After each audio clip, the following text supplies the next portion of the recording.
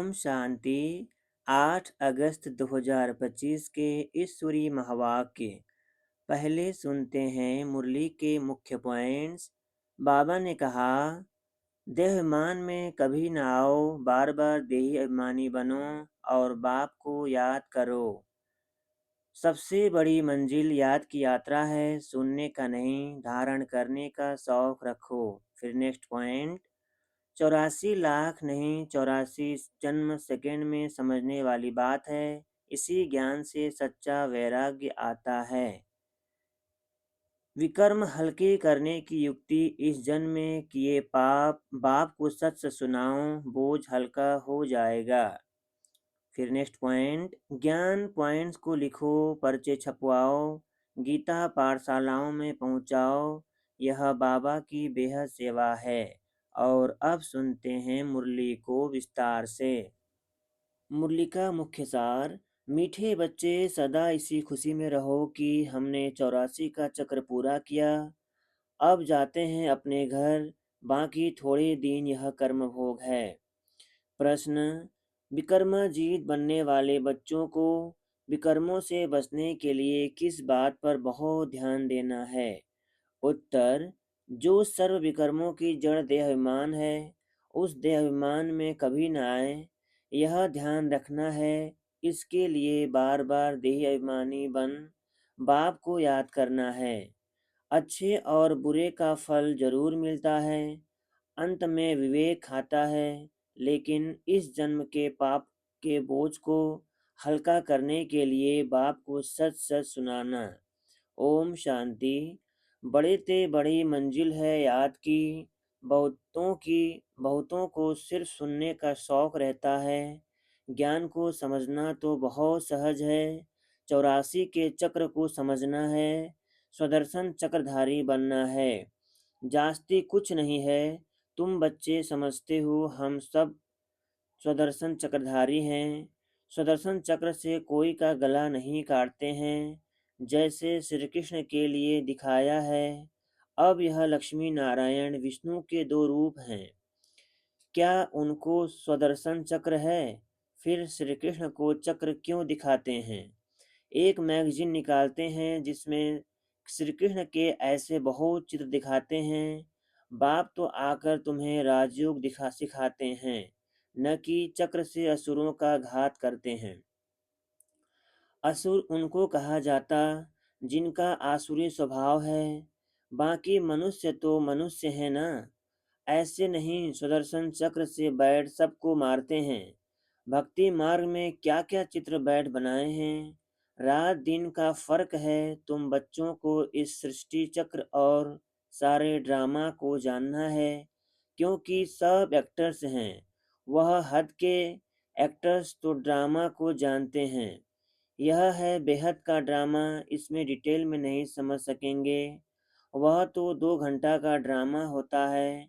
Detail में part जानते हैं, यह तो 84 जन्मों को जानना होता है। बाप ने समझाया है, मैं ब्रह्मा के रथ में प्रवेश करता हूँ। ब्रह्मा के भी 84 जन्मों की कहानी चाहिए। मनुष्यों की बुद्धि में यह बातें आ न सके। यह भी नहीं समझ यह भी नहीं समझते कि 84 लाख जन्म है या 84 जन्म है। बाप कहते हैं तुम्हारे 84 जन्मों की कहानी सुनाता हूँ। 84 लाख जन्म हो तो कितने वर्ष सुनाने में लग जाएं? तुम तो सेकंड में जान जाते हो। यह 84 जन्मों की कहानी है। हमने 84 का चक्र कैसे लगाया है? 84 लाख हो तो सेकंड में थोड़े ही समझ सकते। 84 लाख जन्म है ही नहीं। तुम बच्चों को भी खुशी होनी चाहिए। हमारा 84 का चक्र पूरा हुआ। अब हम घर जाते हैं। बाकी थोड़े दिन यह कर्म भोग है। विकर्म भस्म हो कर्मातीत अवस्था कैसे हो जाए, इसके लिए यह युक्ति बताई है। बाकी समझाते हैं, इस जन्म में जो भी विकर्म किए हुए हैं वह लिख कर दो तो बोझ हल्का हो जाए। जन्म जन्मांतर के विकर्म तो कोई लिख न सके। विकर्म तो होते आए हैं सबसे, जब से रावण राज्य शुरू हुआ है। तो कर्म विकर्म हो पड़ते हैं। सतयुग में कर्म अकर्म होते हैं। भगवान वाच, तुमको कर्म अकर्म विकर्म की गति को समझाता हूँ। विक्रमाजीत का संवत लक्ष्मी नारायण से शुरू होता है। श्रेणी में बड़ा क्लियर है। शास्त्रों में कोई यह बातें नहीं है। सूर्यवंशी चंद्रवंशी का राज भी तुम बच्चों ने समझा है कि हम ही थे। विराट रूप का चित्र भी बहुत बनाते हैं, परंतु अर्थ कुछ भी नहीं जानते। बाप बिगर कोई समझा नहीं सकते। इस ब्रह्मा के ऊपर भी कोई है ना, जिसने सिखाया होगा। अगर कोई गुरु ने सिखाया होता तो उस गुरु का सिर्फ एक शिष्य तो नहीं हो सकता। बाप कहते हैं, बच्चे, तुम्हें पतित से पावन, पावन से पतित बनना ही है। यह भी ड्रामा में नूद है। अनेक बार यह चक्र पास किया है, पास करते ही रहेंगे। तुम हो ऑलराउंड पाठधारी। आदि से अंत तक पाठ और कोई का है नहीं। तुमको ही बाप समझाते हैं। फिर तुम यह भी समझते हो कि दूसरे धर्म वाले फलाने फलाने समय पर आते हैं। तुम्हारा तो ऑलराउंड पाठ है। क्रिश्चियन के लिए तो नहीं कहेंगे कि सतयुग में थे। वह तो द्वापर के भी बीच में आते हैं। यह नॉलेज तुम यह नॉलेज तुम बच्चों की ही बुद्धि में है। किसको समझा भी सकते हो। दूसरा कोई सृष्टि के आदि मध्य अंत को नहीं जानते। रचयिता को ही नहीं जानते तो रचना को कैसे जानेंगे। बाबा ने समझाया है, जो राइटियस बातें हैं वह छपाकर एरोप्लेन से सब जगह गिरानी है। वह पॉइंट्स अथवा टॉपिक्स बैठ लिखनी चाहिए। बच्चे कहते हैं काम नहीं है। बाबा कहते हैं यह सर्विस तो बहुत है। यहाँ एकांत में बैठ यह काम करो। जो भी बड़ी बड़ी संस्थाएं हैं, गीता पाठशालाएं आदि हैं, उन सबको जगाना है, सबको संदेश देना है। यह पुरुषोत्तम संगम युग है। जो समझदार होंगे वह झट समझेंगे। जरूर संगम युग पर ही नई दुनिया की स्थापना और पुरानी दुनिया का विनाश होता है। सतयुग में पुरुषोत्तम मनुष्य होते हैं। यहाँ है आसुरी स्वभाव वाले पतित मनुष्य। यह भी बाबा ने समझाया है। कुंभ का मेला आदि जो लगता है, बहुत मनुष्य जाते हैं स्नान करने। क्योंकि स्नान करने जाते हैं। क्यों स्नान करने जाते हैं? पावन होना चाहते हैं तो जहाँ जहाँ मनुष्य स्नान करने जाते हैं वहाँ जाकर सर्विस करनी चाहिए। मनुष्यों को समझाना चाहिए यह पानी कोई पतित पावनी नहीं है। तुम्हारे पास चित्र भी हैं। गीता पाठशालाओं में जाकर यह पर्चे बांटने चाहिए। बच्चे सर्विस मांगते हैं। यह बैठकर लिखो, गीता का भगवान परमपिता परमात्मा शिव है, न कि श्री कृष्ण। फिर उनकी बायोग्राफी की महिमा लिखो। शिव बाबा की बायोग्राफी लिखो। फिर आप ही वह जज करेंगे। यह पॉइंट्स भी लिखनी है कि पतित पावन कौन। फिर शिव और शंकर का भेद भी दिखाना है। शिव अलग है, शंकर अलग है। यह भी बाबा ने समझाया है। कल्प 5,000 वर्ष का है। मनुष्य 84 जन्म लेते हैं, न कि 84 लाख। यह मुख्य मुख्य बातें शॉर्ट में लिखनी चाहिए, जो एरोप्लेन से भी गिरा सकते हैं, समझा भी सकते हैं। यह जैसे गोला है, इसमें क्लियर है फलाने फलाने धर्म फलाने फलाने समय पर स्थापन होते हैं, तो यह गोला भी होना चाहिए। इसलिए मुख्य 12 चित्रों के कैलेंडर्स भी छपवा सकते हो, जिसमें सारा ज्ञान आ जाए और सर्विस सहज हो सके। यह चित्र बिल्कुल जरूरी है। कौन से चित्र बनाने हैं, क्या क्या पॉइंट लिखनी चाहिए, वह बैठ लिखो। तुम गुप्त वेश में इस पुरानी दुनिया का परिवर्तन कर रहे हो। अननोन वॉरियर्स हो। तुमको कोई नहीं जानते। बाबा भी गुप्त, नॉलेज भी गुप्त। इनका कोई शस्त्र आदि बनता नहीं। और धर्म स्थापक के बाइबिल आदि छपते हैं, जो पढ़ते आते हैं। हर एक के छपते हैं। तुम्हारा फिर भक्ति मार्ग में छपता है। अभी नहीं छपना है, क्योंकि अभी तो यह शस्त्र आदि सब खत्म हो जाने हैं। अभी तुमको बुद्धि में सिर्फ याद करना है। बाप के पास भी बुद्धि में ज्ञान है, कोई शास्त्र आदि थोड़े ही पढ़ते। यह तो नॉलेजफुल है। नॉलेजफुल का अर्थ फिर मनुष्य समझते हैं, सबके दिलों को जानने वाला है। भगवान देखते हैं तब तो कर्मों का फल देते हैं। बाबा कहते हैं यह ड्रामा में नूद है। ड्रामा में जो भी कर्म करते हैं तो उनकी सजा होती जाती है। अच्छे व बुरे कर्मों का फल मिलता है, उसकी लिखत तो कोई है नहीं। मनुष्य समझ सकते हैं जरूर कर्मों का फल दूसरे जन्म में मिलता है। अंत घड़ी विवेक फिर बहुत खाता है। हमने यह पाप किए हैं, सब याद आता है। जैसा कर्म वैसा जन्म मिलेगा। अभी तुम विकर्माजीत बनते हो तो कोई भी ऐसा विकर्म नहीं करना चाहिए। बड़े ते बड़ा विकर्म है देहमानी बनना। बाबा बार बार कहते हैं देह अभिमानी बन बाप को याद करो, पवित्र तो रहना ही है। सबसे बड़ा पाप है काम कटारी चलाना। यही आदि मध्य अंत दुख देने वाला है। इसलिए सन्यासी भी कहते हैं यह काग विष्टा समान सुख है।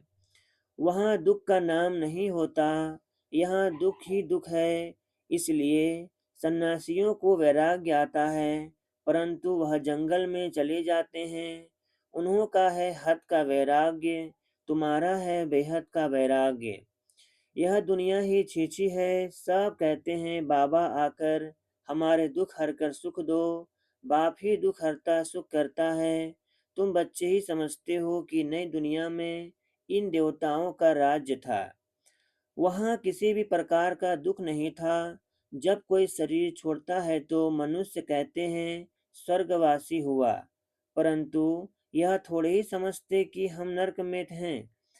हम जब मरे तब स्वर्ग में जाएं, परंतु वह भी स्वर्ग में गया व नरक में आया, कुछ भी समझते नहीं। तुम बच्चे 3 बाप का राज भी सबको समझा सकते हो। 2 बाप तो सब समझते हैं, लौकिक और पारलौकिक। और यह अलौकिक प्रजापिता ब्रह्मा फिर है यहाँ संगम युग पर। ब्राह्मण भी चाहिए ना। वह ब्राह्मण कोई ब्रह्मा के मुख वंशावली थोड़े ही हैं। जानते हैं ब्रह्मा था, इसलिए ब्राह्मण देवी देवता नमः कहते हैं। यह नहीं जानते कि किसको कहते हैं, कौन से ब्राह्मण। तुम हो पुरुषोत्तम संगम युगी ब्राह्मण, वह है कलयुगी, यह है पुरुषोत्तम संगम युग। जब तुम मनुष्य से देवता बनते हो, देवी देवता धर्म की स्थापना हो रही है, तो बच्चों को सब पॉइंट धारण करनी है और फिर सर्विस करनी है। पूजा करने व श्राद्ध खाने पर ब्राह्मण लोग आते हैं, उनसे भी तुम चिटचैट कर सकते हो, तुमको सच्चा ब्राह्मण बना सकते हैं। अभी भादों का मास आता है, सभी पितरों को खिलाते हैं। वह भी युक्ति से करना चाहिए, नहीं तो कहेंगे कि ब्रह्मा कुमारियों के पास जाकर सब कुछ छोड़ दिया है। ऐसा कुछ नहीं करना है जिसमें नाराज हों। युक्ति से तुम ज्ञान दे सकते हो। जरूर ब्राह्मण लोग आएंगे, तब तो ज्ञान देंगे ना। इस मास में तुम ब्राह्मणों की बहुत सर्विस कर सकते हो। तुम ब्राह्मण तो प्रजापिता ब्रह्मा की औलाद हो। बताओ ब्राह्मण धर्म किसने स्थापन किया? तुम उन्हों का भी कल्याण कर सकते हो। घर बैठे जैसे अमरनाथ की यात्रा पर जाते हैं, तो वे सिर्फ लिखत से इतना नहीं समझेंगे। वहाँ बैठ समझाना चाहिए। हम तुमको सच्ची अमरनाथ की कथा सुनाएं। अमरनाथ तो एक को ही कहा जाता है। अमरनाथ अर्थात जो अमरपुरी स्थापन करे, वह है सतयुग। ऐसे सर्विस करनी पड़े, वहाँ पैदल जाना पड़ता है। जो अच्छे अच्छे बड़े बड़े आदमी हों, उनको जाकर समझाना चाहिए। सन्यासियों को भी तुम ज्ञान दे सकते हो। तुम सारी सृष्टि के कल्याणकारी हो। सिरमत पर हम विश्व का कल्याण कर रहे हैं, बुद्धि में यह नशा रहना चाहिए। अच्छा, मीठे मीठे सिकिलधे बच्चों प्रति मात पिता बाप दादा का याद प्यार और गुड मॉर्निंग।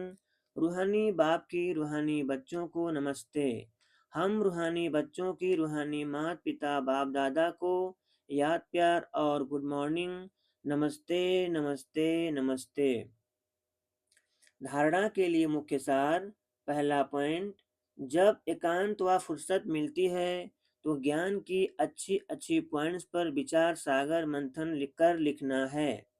सबको संदेश पहुंचाने व सबका कल्याण करने की युक्ति रचनी है। दूसरा पॉइंट, विकर्मों से बचने के लिए देहाभिमानी बन बाप को याद करना है।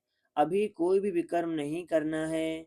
इस जन्म के किए हुए विकर्म बाप दादा को सच सच सुनाने हैं। वरदान, अटल भावी को जानते हुए भी श्रेष्ठ कार्य को प्रत्यक्ष रूप देने वाले सदा समर्थ भव। अटल भावी को जानते हुए भी श्रेष्ठ कार्य को प्रत्यक्ष रूप देने वाले सदा समर्थ भव। विस्तार है।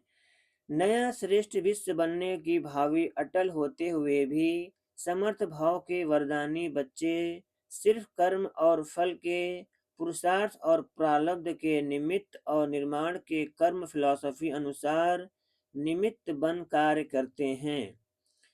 दुनिया वालों को उम्मीद नहीं दिखाई देती और आप कहते हो यह कार्य अनेक बार हुआ है, अभी भी हुआ ही पड़ा है, क्योंकि स्वपरिवर्तन के प्रत्यक्ष प्रमाण के आगे और कोई प्रमाण की आवश्यकता ही नहीं।